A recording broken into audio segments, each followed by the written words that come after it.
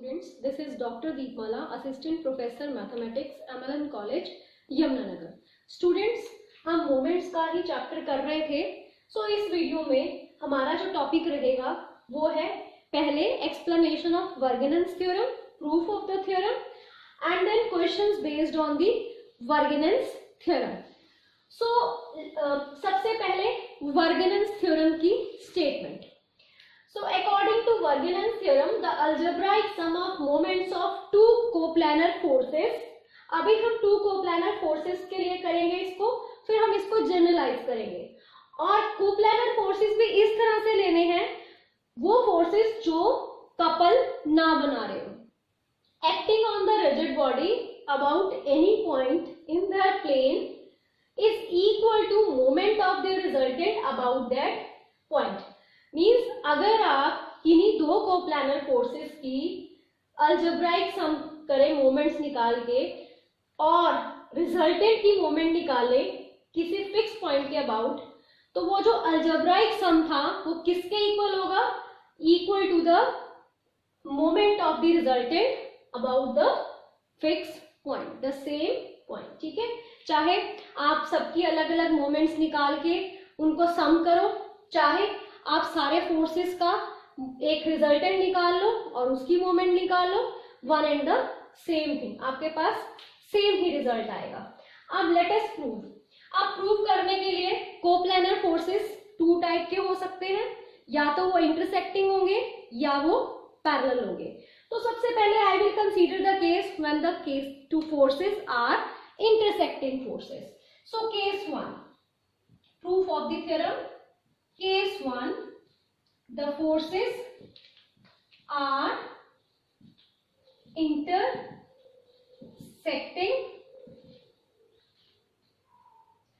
So when the forces are intersecting in nature. So let P and Q be the two coplanar forces and they are intersecting at point A. अब ये intersect कर रहे हैं दो forces A पे, P और Q दो forces हैं which are intersecting at point A.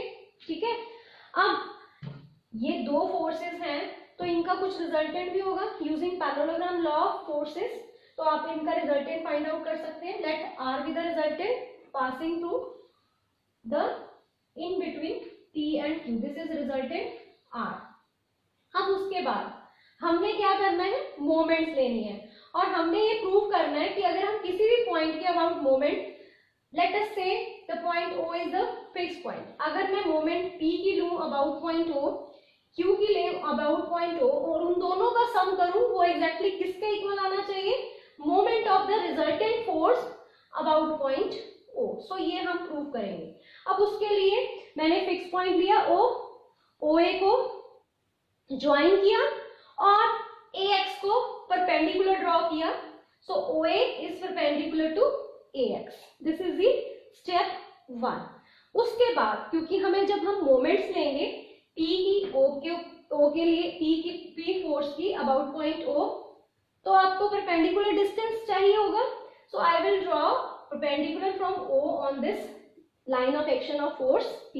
So ON is perpendicular on this line of action of force P।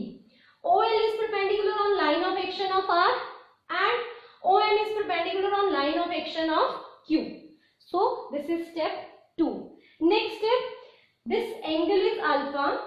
The angle OAP is alpha and angle OAQ is beta and OAR is angle gamma. So ये तीन angle हमने late किए। So now take the moments. ठीक है, moment of force P about O। Students, जो हमने अभी discuss किया इस डायग्राम के लिए वो सब कुछ आपने लिखना है। ठीक है, उसके बाद ये स्टार्ट करोगे moment of force about O। So it is P। अब P को O के about, this is anti clockwise positive, so P into perpendicular distance is ON। So अब ON ले लो, this is the right triangle, in right triangle ON A ON upon OA is equal to, this is ON, this is OA. Alpha के सामने वाली side perpendicular, 90 के सामने वाली hypotenuse. So it is sine of alpha. So this implies ON is OA sine alpha. So आपके पास moment क्या आ गया, P into OA sine of alpha. Sine alpha को हम लिख सकते हैं P into OA cos 90 minus alpha.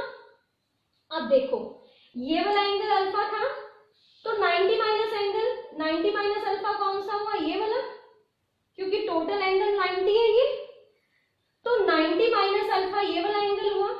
अब what is P cos 90 minus alpha, so this is OA into P cos 90 minus alpha. So P cos 90 minus alpha is, अगर हम P को resolve करें AX के अलाउंग तो क्या आएगा, P angle which P makes with this AX. सो अगर हम P को रिजॉल्व करें तो यहाँ पे क्या आ जाएगा, P cos 90 माइनस अल्फा. ये क्या होगा, resolve part of P along AX. सो आपके पास क्या आ गया, OA into resolve part of force P along AX. ठीक है जी. सो हमने निकाला moment of force about O is OA into resolved part of force P along AX. Moment of force Q about point O. सो अगर आप moment लोगे Q का about point O, तो फिर से force Q into perpendicular distance is OM. So OM अगर आप निकालोगे इस ट्राइंगल में से, in right triangle OMA, what is OM upon OA. So it is this angle beta, beta के सामने वाली साइड परपेंडिकुलर, 90 के सामने वाली side hypotenuse. So it is sine of beta. So OM is OA sine of beta. So this is equal to Q into OA sine beta. Clear? अब sine beta को हम फिर से लिख लेंगे cos 90 minus beta. अब देखो ये बीटा है, यहाँ तक बीटा है, तो ये वाला एंगल कितना बचा, 90 माइनस बीटा. अगर हम Q को रिजॉल्व करें इस लाइन AX के अलोंग, तो इसका कौन सा कंपोनेंट आ जाएगा, Q cos of 90 minus beta.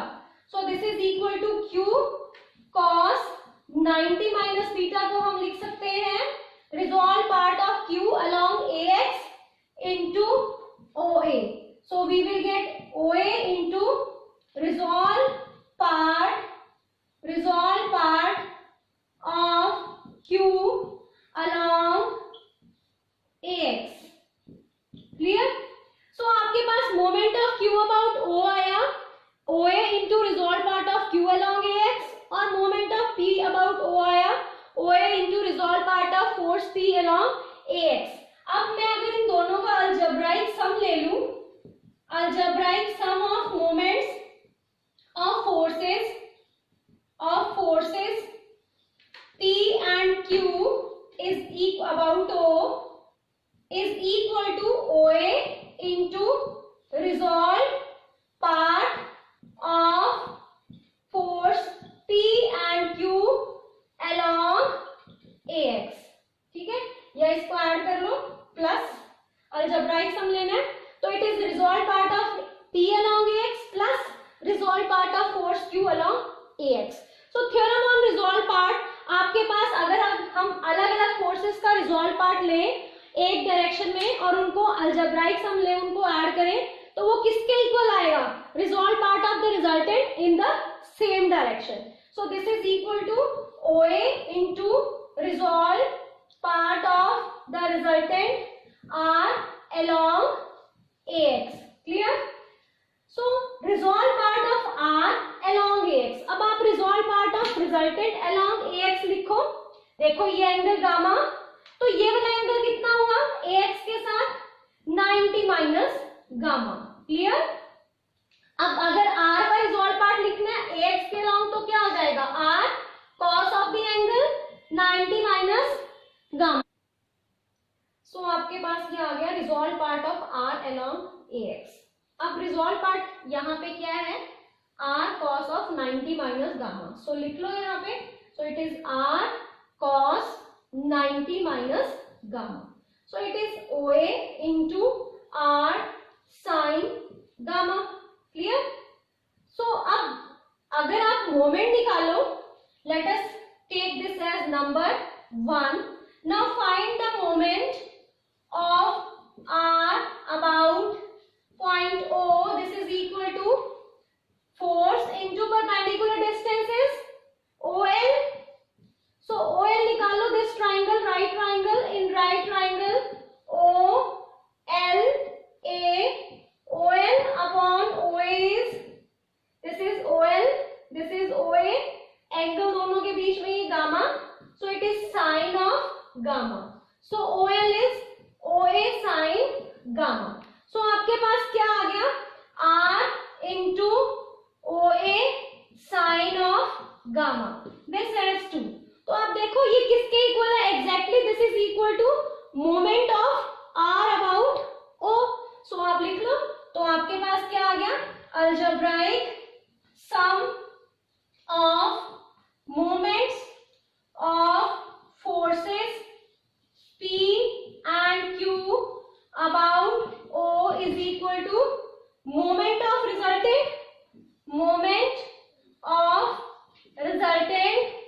R about O.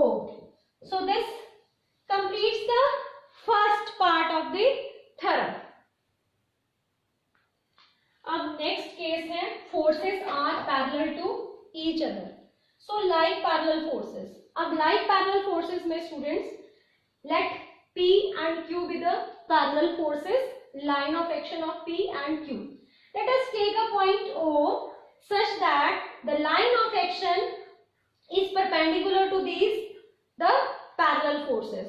So such that this line of action from A cuts the force P at point A and line of action of force at point B. So the resultant of two like forces is R and it is acting at point C such that let the resultant of parallel forces P and Q is R acting at C such that distance P upon BC is equal to Q upon AC is equal to R upon AB. So from 1 and 2, P into AC is equal to Q into BC. Clear? अब उसके बाद let us take algebraic sum of moments of forces P and Q about fixed point O. So P about O anti-clockwise, perpendicular distance OA, Q again anti-clockwise, positive perpendicular distance OB. Clear? So it is P into OA plus, अब OA को आप कैसे लिख सकते हो? OA is OB minus AB. Clear? Plus Q into, अब OB को कैसे लिख सकते हो आप? OB is, sorry, OA is, ठीक है, OB is OA plus AB. Sorry, this is BC.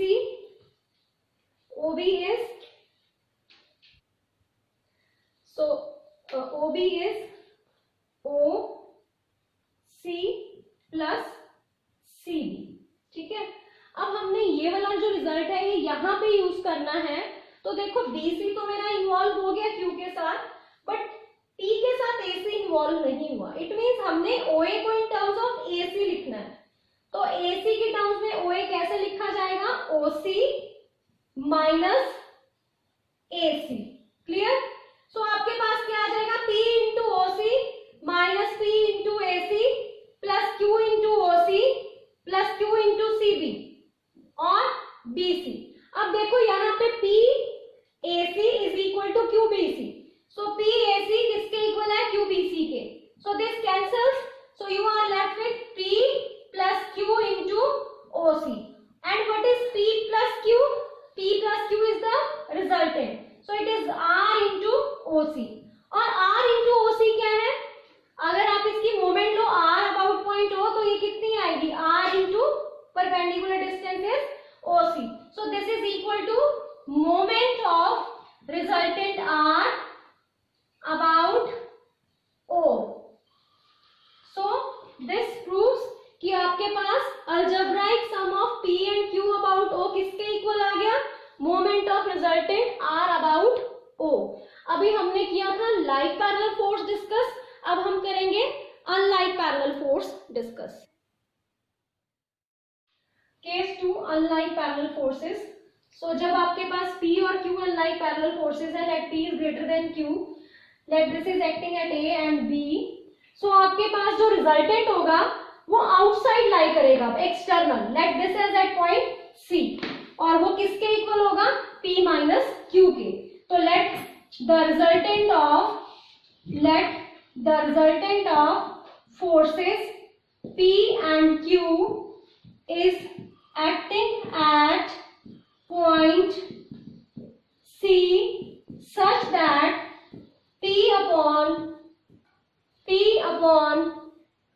BC, Q upon AC, R upon AB. So it is P into BC is equal to Q into P into AC is equal to Q into BC. So let us take moments of forces P and Q about point O. So moment of forces of P and Q about O is P into, अब देखो moment लोगे तो this is anti clockwise positive OA plus Q की लोगे Q, अब ये आपके पास क्लॉकवाइज है, so it is minus Q into OB। So अब आप OA को और OB को इन टर्म्स ऑफ AC और BC लिखना है, ठीक है? So right Q into OB।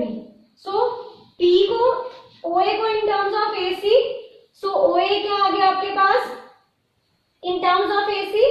So OA is OC plus CA minus Q, OB is OB in terms of BC. So OB कैसे लिखोगे? पहले तो OA लिखना है in terms of AC. So in terms of AC this is OA is OC plus CA, और in terms of BC आपने OB कैसे लिखना है? OC plus BC या CB। सो आपके पास क्या आ गया? P into OC, P into CA minus Q into OC minus Q into BC। अब PCA किसके इक्वल है? QBC के, ठीक है? सो ये कैंसल, आपके पास क्या बचा? So P minus Q into OC। What is P minus Q? P minus Q is resultant into OC। अब अगर आप रिजल्टेंट की मोमेंट लो about point O, it is anti clockwise, so it is R into OC। So R into OC क्या है? Moment of resultant R about O, ठीक है? So ये प्रूफ हो गया। Algebraic sum of moments of P and Q eight O is equal to moment of resultant R about O। So इस theorem में, वर्गेनेंस theorem में हमने क्या प्रूव किया कि दो फोर्सेस, इंटरसेक्टिंग फोर्सेस लिए पहले, फिर पैरेलल फोर्सेस। दोनों केसेस में हमने यही दिखाया कि अगर हम अलजेब्राइक सम ऑफ P और Q करें मोमेंट्स लेके एट फिक्स पॉइंट O, तो वो किसके इक्वल आ जाता है? Moment of the resultant of the two forces about that point O। और इसके बाद जब मैं वर्गेनन्स थ्योरम को जनरलाइज करती हूँ तो क्या होगा? अगर आपके पास दो से ज्यादा फोर्सेस हैं तो algebraic sum of moments of all the forces about the point is equal to the moment of the resultant of the forces at that point. मतलब अगर आप सारे फोर्सेस की मोमेंट्स निकाल के फिर उनको ऐड करो किसी पॉइंट के अबाउट, या फिर रिजल्टेंट निकालने के बाद सिंगल उस फोर्स की मोमेंट ले लो, तो वो दोनों क्या देंगे आपको? Same result. Now the questions based on Varignon's theorem. ABCD square along AB, AB के along BC, CD, DA forces F, 2F, 3F, 4F act respectively. Show that their resultant is parallel to CA and meets CD produced at P such that DP is equal to 3/2 of DC. अब students इसमें आपने जो square बनाना है उसमें आप ये देखोगे कि आपने AB नीचे की तरफ रखना है या ऊपर की तरफ। अब यहाँ पे इन्होंने दिया हुआ है कि जो रिजल्टेंट है, एक तो आपने शो करना है वो CA के पैरेलल है और दूसरा आपने शो करना है it meets CD produced at T। Means अगर आप CD यहाँ पे बना लेते तो आपको CD यहाँ प्रोड्यूस करना पड़ता और फिर P पे रिजल्टेंट बनाना होता AB नीचे की तरफ, तो वो आपको बनाने में डिफिकल्ट लगता और फिर उसके बाद कैलकुलेशन में और डिफिकल्टी आती।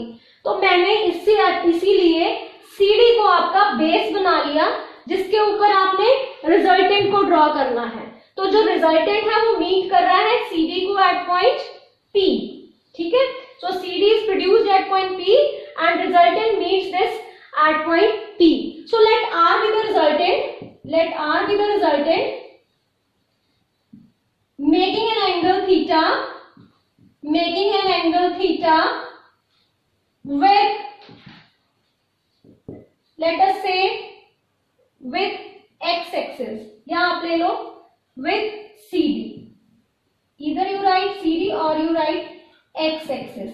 This is x, this is y-axis. Clear? Now, अब आपके पास रिजल्टेंट आपने लेट कर लिया, थीटा का एंगल बना रहा है। Let us first find the resultant and the angle theta. उसके बाद हम ये एक्सप्रेशन निकालेंगे। अब जो रिजल्टेंट है उसको आपने शो करना है parallel to CA. It means अब ये जो CA है ये डायगोनल है स्क्वायर का, तो ये 45 का एंगल बना रहा है, तो आपने थीटा इसके पैरेलल मींस आपने थीटा को 45 शो करना है। ठीक है, सो सबसे पहले how will you find the resultant? Resultant निकालने के लिए तो थ्योरम ऑन रिजॉल्व पार्ट ही है, sum of resolve part of all the forces acting at a point, acting at an angle is equal to the resultant acting at the same angle. So अब along the same axis. So पहले हम इसको resolve करेंगे along x axis, theorem on resolve part, फिर y axis. ठीक है, so अब अगर आप रिजल्टेंट को रिजॉल्व करो along x axis तो क्या आएगा?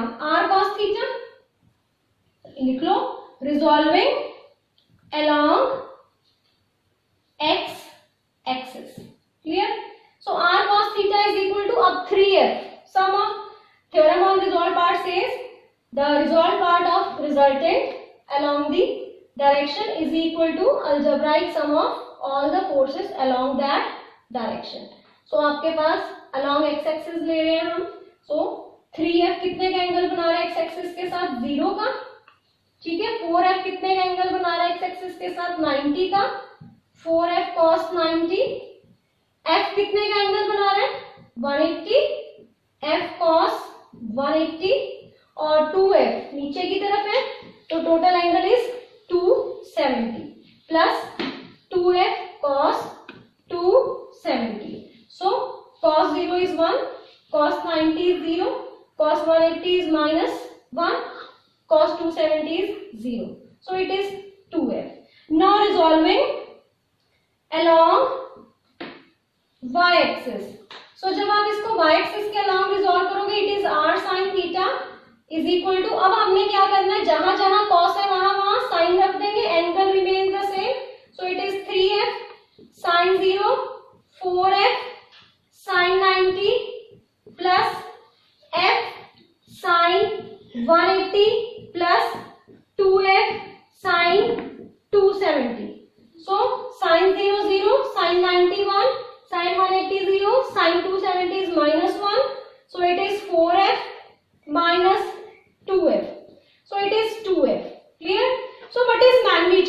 Magnitude में squaring and adding 1 and 2. So what is R? R is 4 plus 4 under the root f. So it is R is 2 root 2 f. So this is the magnitude of the resultant. अब magnitude आपने निकाल लिया, अब direction के लिए आप इन दोनों को डिवाइड कर दोगे, r sin theta by r cos theta. So tangent theta is equal to 2f upon 2f. So 2f upon 2f is 1. So theta is tangent inverse 1 is pi by 4, that is 45. अब देखो theta 45 आ गया, तो resultant makes an angle 45 degree with CD और x axis, और AC भी कितने का एंगल बना रहे हैं 45 का. सो ये दोनों लाइंस क्या हो गई पैरेलल. तो बस एक पार्ट हमने प्रूव कर दिया. अब उसके बाद हमारे पास एक पार्ट रह गया, हमने ये रिलेशन प्रूव करना है. अब इस रिलेशन के लिए we will use Varignon's theorem. अब Varignon's theorem is algebraic sum of moments of all the forces about a point is equal to the moment of the resultant at that point. So ये relation निकालने के लिए P point involve हो रहा है.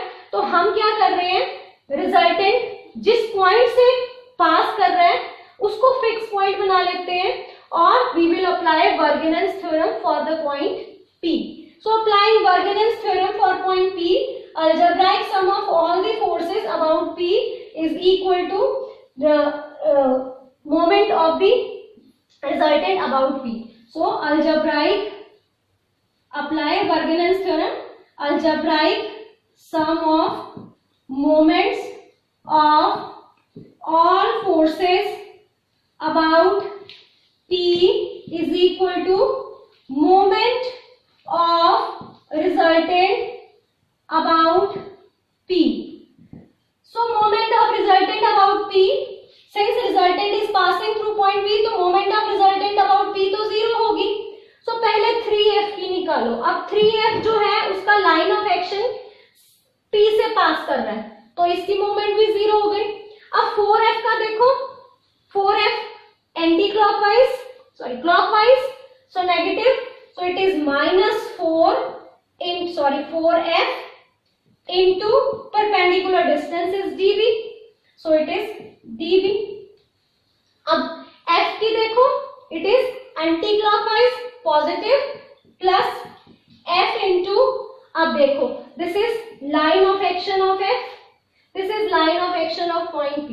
So इस line of action of f से अगर हम P पे perpendicular draw करूं मैं, अगर हम P पे परपेंडिकुलर ड्रॉ करते हैं तो देखो कौन सी लाइन के इक्वल आती है.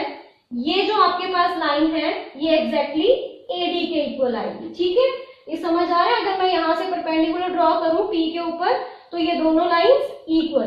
तो अगर मैं इसको ले लूं MP तो वो किसके इक्वल होगा, AD के.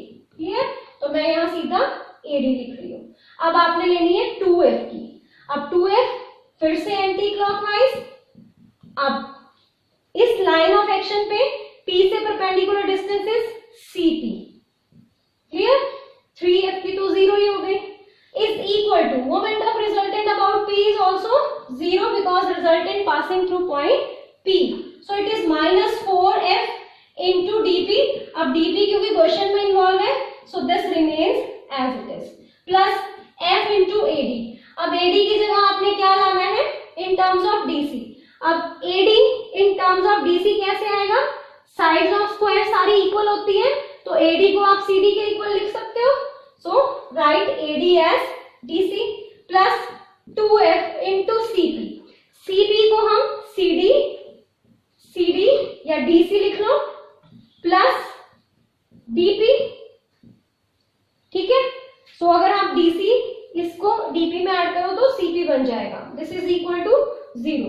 सो देखो dp वाले अलग कर लो. So it is minus 4f into dp plus 2f into dp plus 2f into cd plus f into cd और dc is equal to 0. So यहाँ पे आ जाएगा ये minus 2f dp is equal to plus 3f dc is equal to 0, और you have dp is equal to 3/2 DC। सो यही आपने prove करना था। So this completes the